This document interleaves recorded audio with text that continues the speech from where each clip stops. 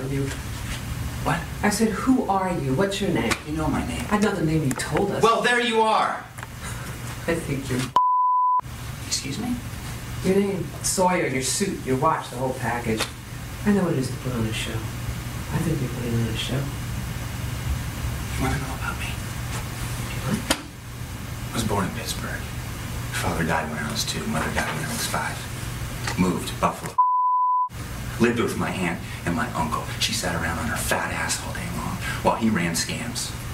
Pirating video, little legal tap action. Okay? So I watched him and you know what I learned? That people are stupid. Everybody thinks they can get something for nothing. Went to Salt Lake City. Now there's a party town. Spent 6 years building fake ATMs and putting them in malls. Cleared 80 grand before I finally got busted. By then I'm like 24 years old. I met this girl.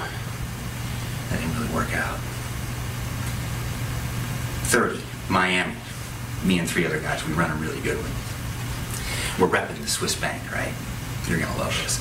And we're calling the grandkids of Holocaust survivors and telling them about UN Resolution 865, where Germany's forced to pay restitution to these families. These families are all entitled to $2,364. All they gotta do is give us their account info so we can wire them money. He came down on me pretty hard after that one, so I bailed down under. Auckland first, then Sydney. And that part of the story you don't get to hear. When I was in residency, my first solo procedure was a spinal surgery on a 16-year-old kid, girl.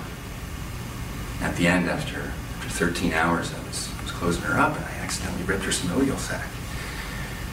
You know what that is? It's right at the base of the spine. It's where all the nerves come together. Membrane, the thinnest tissue. And ripped open. Nerves are spilling out like angel hair pus or spinal fluids flowing out, and I just froze. Because I knew if I didn't get those nerves back in that sac and sew it up, the last 13 hours were for nothing. She'd be paralyzed. And I had about a minute. And all the assistants are looking at me. I could feel their eyes on me. And the fear was just so crazy, so real. But I knew I had to deal with it. So I just made a choice. I just let the fear come in, let it do its thing, let it work on me, but only for 5 seconds. That's all I was going to get it. And I started to count. I could feel it, like a milkshake on a hot day. 1, 2, 3, 4, 5. And it was gone. I went back to work, sewed her up, and she was fine. I think everybody has something like that. That moment where you establish your relationship with fear, and you either learn to deal with it or you don't.